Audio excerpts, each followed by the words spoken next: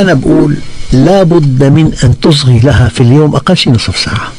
الرجل أن يصغي لزوجته يوميا نصف ساعة. لحالها. هي راح الساعة 8 جاي الساعة 9 بالليل، الحكي ما بيحكي معها، هات الجريدة تابع الأخبار. نعم. تبقى أعطيها نصف ساعة بس باليوم. نعم. هي إنسانة عم تسمع منك، اسمع منها كمان. أنا هي بشوفها يعني نقطة دقيقة. هذه نقطة مهمة، أن يصغي الرجل لزوجته. يجب أن تصغي لها الحق الأدنى نصف ساعة في اليوم. نعم. مرة حدثنا دكتور في علم النفس، هذا من أحد 5 علماء بالعالم، قال هذا الطفل الصغير غير الطعام والشراب والتنظيف يحتاج أن تضمه في اليوم 20 ضمة. الله أكبر. بتجي ببال حدا، عالم نفس كبير هو. هذا الطفل غير الأكل والشرب بدك تضمه لصدرك أقل شيء 20 مرة باليوم. لفت نظري مرة الحاضنات فيهم ثقبين صغيرين، بتفوت الأم أصبعتين بتلحمس على ابنها، بحاجة إلى أن تمس يد أمه جسمه. هي بالحاضنات. فنحن في أشياء بتغيب عنا. فهذا العالم بيقول إنه لازم تضمه باليوم 20 مرة للولد، غير أكله وشربه وتنظيفه. يمكن الأمهات بيضموا الأولاد أكثر من الآباء. إيه طبعا، لا بهم أم أو أب يعني. بس الطفل بده يحس حاله محبوب، في غذاء روحي سيدي. جميل. لما يضم في غذاء روحي. فأنا بشوف يعني لما إنسان بيعرف الحقيقة إما من الدين أو من العلم. تمام. أنت كنت حدثنا دكتور كيف ممكن نخفف المشاكل في البيت، فقلت لنا أن يصغي الرجل لزوجته لنصف ساعة. طبعا هي سيدي شركته بالحياة. تمام. يمكن أنا حدثني أخ قال لي والله مكالمة بين خطيب ومخطوبته أقسم بالله 13 ساعة ماشي، بعد ما تزوجوه ما بيحكي ولا كلمة.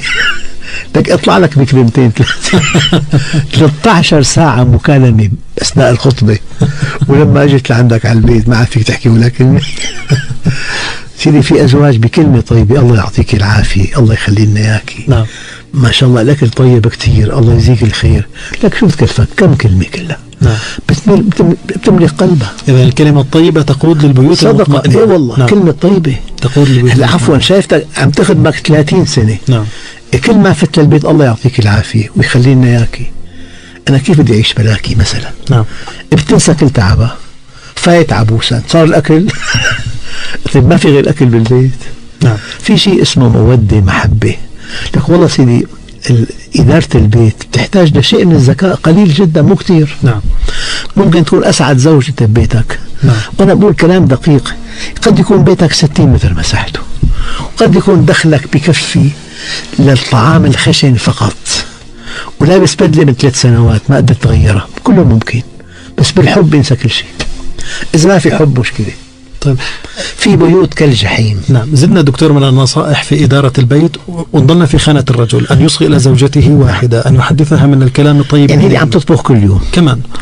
في مرة واحدة ببريطانيا يعني 50 سنة عم تطبخ له أكل طيب، في مرة حطته انتبن لك إيه ما سمعت منكم مرة ثناء على طبخي. طيب شي مرة والله أكلك طيب، الله يعطيك العافية. 50 عام. 50 عام ولا كلمة.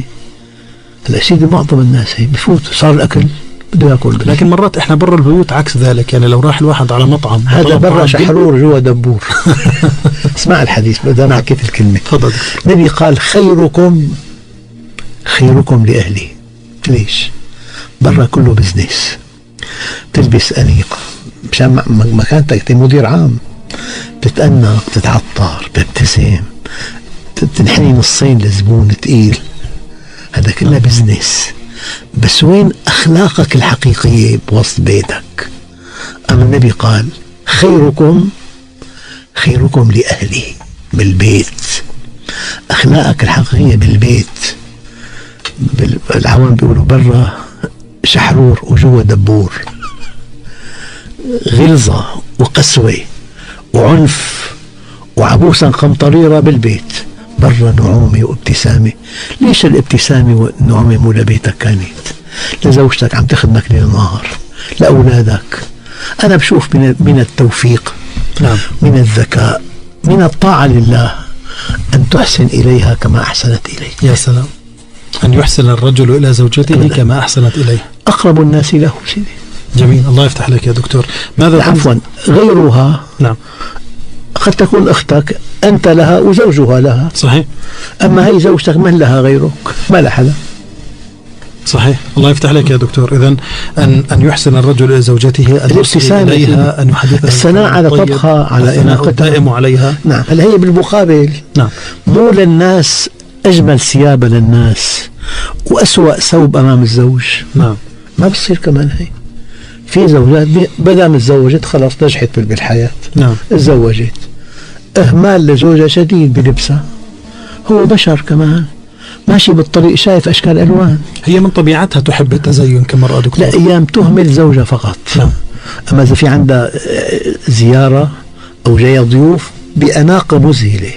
ليش الأناقة المذهلة للضيوف وزوجك هذا مين له غيرك؟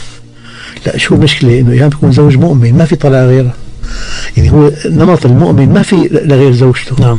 إذا هي أهملت زوجها بثيابها بهندامها برشاقتها بصحتها بتكون عملت معه مشكلة كبيرة كثير. إذا كان مخلصا لها لا ينظر لغيرها فلتكرمه بالمنظر طبعا. الحسن. جميل. المداراة دكتور أنت تحدثت عنها بين الزوجين. المداراة غير المداهنة. المداراة بذل الدنيا من أجل الدين، يعني طلبت منه شغلة مو قنعان فيها، أنت مو قنعان فيها بس هي قنعانة فيها. نعم. ماذا يفعل؟ أعطيها، أمل لها، لكنني غير مقتنع. يعني هي بدها تعطي للطرف الآخر مساحة يتخذ قرار هو. الله. هي مو قليلة الشغلة. يعني حتى لو كان عفوا الدكتور الزوج مش مقتنع يلبي بعض الطلبات. طبعا هي من بديهيات الزواج. ممكن مثال من حضرتكم حتى نعرف. هي مثلا في عندها فرضا ضيوف جايين لعندها. نعم. وانت الضيف عندك مثلا بحاجته فنجان قهوة فرضا أو شيء، بس يبدو انه في علاقة كتير قوية بين الزوجة وبين الزائرة، فطلبت منك مثلا فواكه بيبلاهم، أنا مالي قنعان أنا، يعني إذا كان هي رغبانة يكون في عندها الشيء، يعني لا يتدخل بكل شيء في قراراتها. لا، بدها تعطيها هامش أمان. النقطة شوي دقيقة. النقطة الدقيقة أنه النبي الكريم صلى الله عليه وسلم الله عصمه، وما ينطق عن الهوى إن هو إلا وحي يوحى. إذن كل شيء قاله النبي وحي. صحيح. هلا شوف النقطة الدقيقة، ترك له هامشا اجتهاديا ضيقا، فإذا أصاب اجتهاد النبي في هذا الهامش سكت الوحي إقرارا، وإذا ما أصاب صحح الوحي له، عبس وتولى أن جاءه الأعمى. عفى الله عنك لما أذنت له. لما هذا الهامش الاجتهادي بقي له؟ ليكون هناك فرق بين مقام الألوهية المطلق ومقام البشرية. وما ينطق عن الهوى أي كلمة قالها النبي في حياته وحي من الله غير متلو، والقرآن وحي متلو، لكن ترك له هامش اجتهادي. فإذا اجتهد النبي وأصاب في اجتهاده سكت الحق إقرارا له، وإذا كان ما أصاب الوحي صحح له. لماذا؟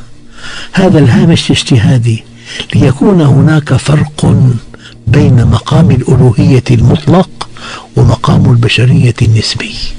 هلأ أنت كمان ترك لها هامش اجتهادي. نعم. هيك اجتهدت هي ولبي لها رغبتها ولك أجر كبير. يا سلام.